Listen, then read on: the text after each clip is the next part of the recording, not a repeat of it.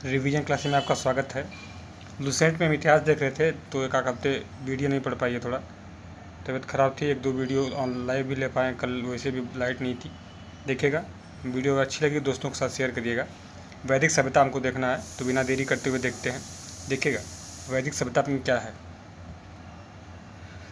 थोड़ा सा पेन बढ़ा लें फिर शुरू करते हैं। देखिए वैदिक काल का विभाजन दो भागों में किया जाता है, जैसे कि ऋग्वैदिक काल है और आपका उत्तर वैदिक काल है। ऋग्वैदिक काल का पीरियड आपका 1500 से 1000 ईस्वी तक है। ठीक है, 1500 से 1000 ईस्वी पूर्व, ईस्वी नहीं है, ईस्वी पूर्व है। उत्तर वैदिक काल का 1000 से 600 ईस्वी पूर्व आपका किया गया। दो भागों में विभाजन देख लिया आप। आर्य सर्वप्रथम पंजाब एवं अफगानिस्तान में बसे थे। पंजाब और अफगानिस्तान में वर्तमान समय, इसलिए उस परिप्रेक्ष्य में उसका कांधार और वो सब नाम था। तो ये पंजाब और अफगानिस्तान में बसे। मैक्स मुलर ने आर्यों का मूल निवास मध्य एशिया कहा है। ठीक है, एक बोगजगोई अभिलेख है, वहीं से आपका हमारे जो वैदिक आर्य के देवता हैं उनका भी वहाँ पे उल्लेख मिलता है। इसलिए आपका मैक्स मुलर ने बताया कि जो आर्यों का मूल निवास है आपका मध्य एशिया है। आर्यों द्वारा निर्मित सभ्यता वैदिक सभ्यता कहलाई और यह एक ग्रामीण सभ्यता थी। आर्यों की जो भाषा थी आपका संस्कृत थी। आगे देखिएगा, आर्य शब्द भाषा समूह को इंगित करता है। आर्यों के प्रशासनिक इकाई आरोही क्रम से इन भागों में बटा था। मतलब क्या कि आर्यों की जो प्रशासनिक इकाई थी वो आरोही क्रम में 5 भागों में बटा था। जो 5 भाग हैं ये यहाँ लिखा है, ध्यान दीजिएगा।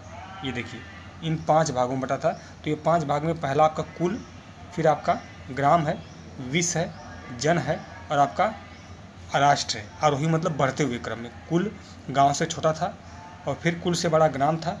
ग्राम से बड़ा आपका क्या था, स्क्रीन पे देखिएगा, विष था। विष से बड़ा आपका जन था। जन से बड़ा आपका राष्ट्र था। ठीक, ग्राम के मुखिया को ग्रामणी कहते थे।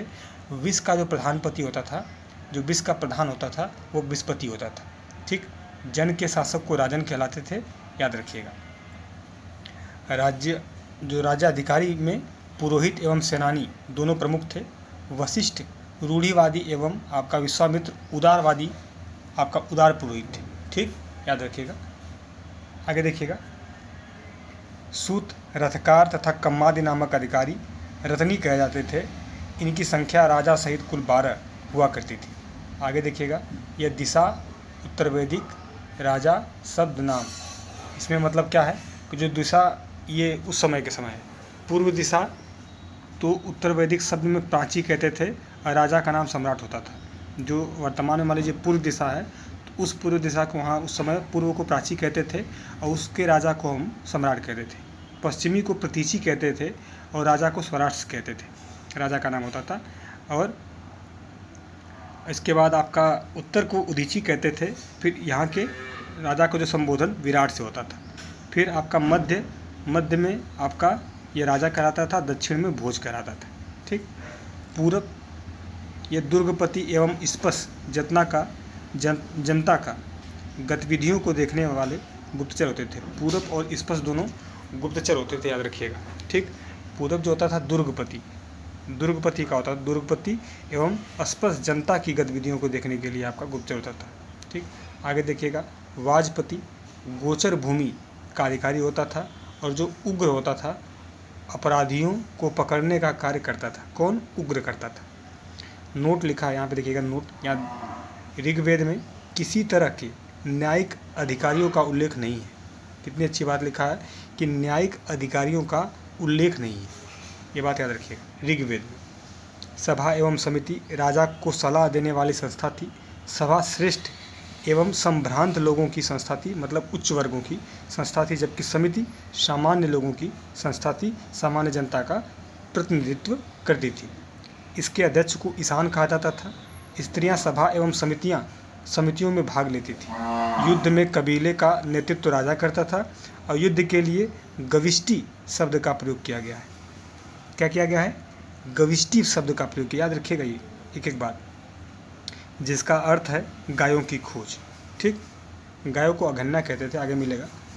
दशराग युद्ध का उल्लेख ऋग्वेद के 7वें मंडल में है। ठीक है, सारे मंडलों को धीरे धीरे आपका जो इम्पोर्टेंट है वो मिल जाएगा। 7वें मंडल में दशराग युद्ध का आपका उल्लेख है। यह युद्ध परशुणी मतलब रावी नदी के तट पे सुदास और 10 जनों के बीच लड़ा गया था। 10 जन मतलब 10 राजाओं ने गठबंधन किया था, ठीक। और जन मतलब राजा होता था, ऊपर पढ़े हैं। तो 10 जन, 10 राजाओं का जो गठबंधन था वो आपस में मिल के सुदास पे आक्रमण किए थे, फिर भी सुदास जीत गया था, ठीक, जिसमें सुदास विजयी हुआ था।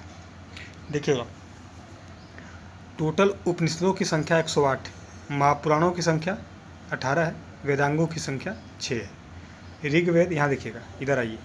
ऋग्वेद समाज जो है आपका 4 वर्णों में विभक्त था। ये वर्ण थे ब्राह्मण, क्षत्रिय, वैश्य, शूद्र। यह विभाजन व्यवसाय पर आधारित था। ऋग्वेद के 10वें मंडल में पुरुष सूक्त के में चतुर्वर्णों का उल्लेख मिलता है। इसमें कहा गया है कि ब्राह्मण परम पुरुष के मुख से और आपका क्षत्रिय उनकी भुजाओं से, वैश्य उनकी जांघों एवं शूद्र उनके पैरों से उत्पन्न हुआ है। देखिएगा आगे, आर्यों का समाज पितृ प्रधान होता था, ठीक। समाज की सबसे छोटी इकाई परिवार या कुल होती थी। वहाँ पर देखें ना, कुल के बाद ग्राम, ग्राम के बाद विश्व, ऊपर हम लोग देखें, जिसका मुखिया पिता होता था, जिसे कुलूप कहा जाता था, ठीक। ग्राम को ग्रामीणी कहते थे, ग्राम का मुखिया ग्रामीणी कहलाता था, विश्व का विस्पति और कुल का कुलूप कहलाता था। कुलप लिखा है, कुलूप या कलप दोनों मिल सकता है आपको। स्त्रियां इस काल में अपने पति के साथ यज्ञ के कार्य में भाग लेती थी। बहुत इंपॉर्टेंट बात है। मनुस्मृति में जैसे आपको लिखा है अलग से कि स्त्रियां इसमें ये नहीं करेंगी, वो नहीं करेंगी, लेकिन ऋग्वैदिक काल में स्त्रियों की स्थिति अच्छी है। ये दर्शाता है, यह कथन जो सेंटेंस लिखा है आपको, यह दर्शाता है कि ऋग्वैद काल में स्त्रियों की स्थिति अच्छी थी, लेकिन उत्तर वैदिक काल में आपका स्त्रियों की स्थिति बद से बदतर हो गई, ठीक। बाल विवाह एवं पर्दा प्रथा का प्रचलन नहीं था। विधवा अपने मृतक पति के छोटे भाई देवर से विवाह कर सकती थी। स्त्रियां शिक्षा ग्रहण करती थी, ठीक। ऋग्वेद में लोबा मुद्रा, घोषा और आपका अपाला, सिकता, अपाला एवं विश्वास जैसी विदुषी मतलब विद्वान स्त्रियों का वर्णन है। गार्गी ने याज्ञवल्क्य को वाद विवाद में चुनौती दी थी। ये बात इंपॉर्टेंट है। जीवन भर अविवाहित रहने वाली महिलाओं को अमाजू कहा जाता था। जीवन भर आपका जो महिलाएं अविवाहित रहती थी उन्हें अमाजू कहते थे। और जीविकापार्जन के लिए वेद वेदांग का पाठ पढ़ाने वाला आपका जो टीचर होता था, अध्यापक होता था, उसे हम उपाध्याय उसमें कहलाता था। देखिएगा, प्रमुख दर्शन और उनके प्रवर्तक इंपॉर्टेंट है। चारवाक है, इसका प्रवर्तक भी चारवाक दर्शन का चारवाक प्रवर्तक है, और इसका दर्शन पूर्व मीमांसा है, ठीक। नहीं रुक जाइए 1 मिनट, सॉरी, हम भी कहें कहाँ से उल्टा। इसमें 4-5 दिए हैं, थोड़ा सा इसको चेंज करिएगा। 1 मिनट, इसको मिटा दें, फिर देखते हैं। देखिएगा यहीं से चारवाक, ठीक है, प्रवर्तक चारवाक। योग के पतंजलि हैं, उसके बाद सांख्य का कपिल मुनि, न्याय का गौतम, पूर्व मीमांसा के जैमिनी, उत्तर मीमांसा के वादरायण और आपका वैशेषिक के कणाद मुनि थे, ठीक है, याद रखिएगा। आइएगा देखते हैं आगे आपके।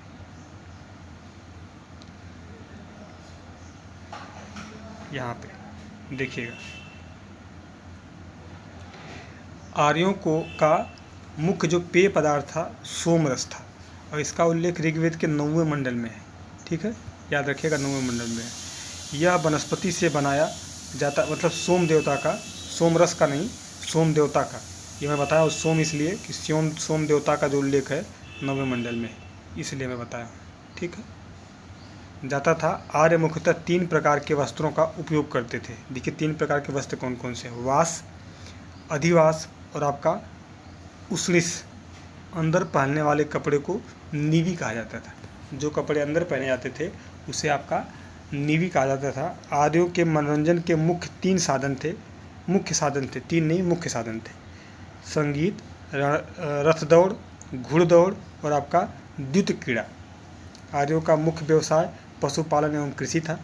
महर्षि कणाद को भारतीय परमाणुवाद का जनक कहा जाता है। गायों को अघन्या का अर्थ होता है न मारे जाने योग्य पशु की श्रेणी में रखा गया था, ठीक है। गाय की हत्या करने वाले या उसे घायल करने वाले के लिए वेदों में मृत्युदंड अथवा देश निकालने की व्यवस्था दी गई थी। आर्यों का प्रिय पशु घोड़ा और सर्वाधिक प्रिय देवता इंद्र है, ठीक। आगे देखिएगा, आर्यों द्वारा खोजी गई धातु लोहा थी, इसलिए आपका इम्पोर्टेंट है। आर्यों लोहा की खोज किस काल में हुई? तो आपका ऋग्वैदिक काल में, अरे उत्तर वैदिक काल में, ऋग्वैदिक काल में पता था, उत्तर वैदिक काल में हुआ था, जिसे श्याम अयस कहा गया है। तांबे और लोहित, तांबे को लोहित अयस कहा गया, ठीक है, लोहा को श्याम अयस और तांबे को लोहित अयस कहा गया। भारतीयों को लोहे का ज्ञान ईसा पूर्व की 8वीं शताब्दी में हुआ, ठीक है, ईसा पूर्व की 8वीं शताब्दी में हुआ, वही बताया हूँ, उत्तर वैदिक काल में हुआ था, ठीक। 1000 से लेके आपका 600 साल तक आपका उत्तर वैदिक काल का समय है, तो वही है। व्यापार हेतु दूर दूर तक जाने वाले व्यक्ति को पणी कहते थे। लेन देन में किस वस्तु विनिमय की प्रणाली चली, वस्तु विनिमय मतलब एक सामान देना दूसरा सामान लेना, वस्तु विनिमय की प्रणाली प्रचलित थी। ऋण देकर ब्याज लेने वाले को वेकनाट मतलब सूदखोर कहा जाता था। मनुष्य एवं देवता के बीच मध्यस्थ की भूमिका निभाने वाले देवता के रूप में अग्नि की पूजा की जाती थी। ऋग्वेद में उल्लिखित नदियों में सरस्वती सबसे पवित्र नदी मानी जाती थी। और ऋग्वेद में गंगा का एक बार और यमुना का 3 बार उल्लेख है, ठीक है। इसमें सिंधु नदी का उल्लेख सर्वाधिक बार हुआ है। उत्तर वैदिक काल में इंद्र के स्थान पर प्रजापति सर्वाधिक प्रिय आपके देवता हो गए थे, ठीक। ऋग्वैदिक काल में सबसे प्रिय देवता कौन थे? तो आपके इंद्र थे। लेकिन उत्तर वैदिक काल जैसे आया तो प्रजापति इंद्र का स्थान ले लेते हैं और प्रजापति सर्वाधिक लोकप्रिय देवता हो जाते हैं। विष्णु के 3 पगों की कल्पना का विकास उत्तर वैदिक काल में हुआ था, याद रखिएगा, जो वामन देवता ने आपका नापा था। देखिएगा, उत्तर वैदिक काल में राजा के राज्याभिषेक के समय राजसूय यज्ञ का अनुष्ठान किया जाता था। उत्तर वैदिक काल में वर्ण व्यवसाय की बजाय जन्म के आधार पर आपका वर्ण व्यवसाय की बजाय जन्म के आधार पर निर्धारित होने लगा। क्या? आपका वर्ण। उत्तर वैदिक काल में वर्ण था, यहाँ कमा रहना चाहिए, व्यवसाय की बजाय जन्म के आधार पर आपका निर्धारित होने लगा, ठीक। जो ब्रैकेट छोड़े ऊपर ना, अभी उसको देख लेंगे, ठीक। ये ऋग्वैदिक काल के देवता हैं। अब वो पहले ऊपर वाला ब्रैकेट देख के आते हैं, तब नीचे वाला ब्रैकेट देखेंगे। देखिएगा, ऋग्वैदिक काल में जो नदियाँ थी, नदियों के जो आधुनिक नाम हैं उनको जानना बहुत इंपॉर्टेंट है। दूसरा क्या करता है कि चारठी इधर दे दी, चारठी उधर दे दी और मिलाने को दे देता है। तो कुब्र जो नदी कुर्रम कहते थे, आधुनिक नाम है। कुंभा को काबुल, विस्तस्ता झेलम होती थी, अस्कनी चिनाब, परसुणी रावी, शतुद्री सतलज, विपाशा बसु नहीं, विपाशा ब्यास और आपका सदारीरा गंडक, धृसद कहते हैं घग्गर को, गोमल, गोमती को मतलब गोमती का नाम वर्तमान में गोमल, ठीक है। और आपका सुवस्तु स्वात, याद रखिएगा। आइएगा, यहाँ लिखा है ऋग्वैदिक कालीन देवता, उनके संबंध। देखिए, इंद्र हैं युद्ध के देवता और वर्षा के देवता माने जाते थे। इंद्र को, इसको ले लेते हैं थोड़ा। अग्नि आपका देवता एवं मनुष्यों के बीच आपका मध्यस्थ होते थे। अग्नि। वरुण पृथ्वी एवं सूर्य के निर्माता, समुद्र के देवता, सबसे ज़्यादा इनको कार्यभार मिला था, ठीक है। ये मंत्री में समझिए आपके सबसे बढ़िया मंत्री थे, अमित शाह थे। पृथ्वी एवं, अमित शाह को 2 ही मंत्रालय अभी तो है। पृथ्वी एवं सूर्य के निर्माता, समुद्र के देवता, विश्व के नियामक व शासक, सत्य का प्रतीक, ऋतु परिवर्तन व दिन रात के कर्ता, याद रखिएगा। ध्यों मतलब आकाश के देवता, सबसे प्राचीन है ये। सोम वनस्पति के देवता और आपका उषा प्रगति एवं उत्थान के देवता। अश्विन विपत्तियों को हरने वाला देवता है। पूषण पशुओं का देवता। विष्णु विश्व के संरक्षक एवं पालन करता है। मरुत जो हैं आधी तूफान के देवता, याद रखिएगा, मरुत मारुति नंदन। देखिएगा, उत्तर वैदिक काल में हल को सीरा कहते थे, याद रखिएगा, और हल रेखा को सीता कहते थे, ठीक। इसीलिए देखेंगे आप कि जब मौर्य काल में सीता अध्यक्ष होता था तो वो कृषि कर वसूलता था, तो सीता अध्यक्ष होता था, याद रखिएगा। उत्तर वैदिक काल में निष्क और शतमान मुद्रा इकाई थी। सिक्कों का चलन का कोई प्रमाण नहीं मिलता है, ठीक है। उत्तर वैदिक काल में निष्क तथा शतमान मुद्रा की इकाई थी, ठीक है। सिक्कों के चलन का कोई प्रमाण नहीं मिलता है। सांख्य दर्शन भारत के सभी दर्शनों में सबसे प्राचीन है। इसके अनुसार मूल तत्व 25 हैं। जिनमें प्रकृति का पहला तत्व है। सत्यमेव जयते मुंडकोपनिषद से लिया गया है।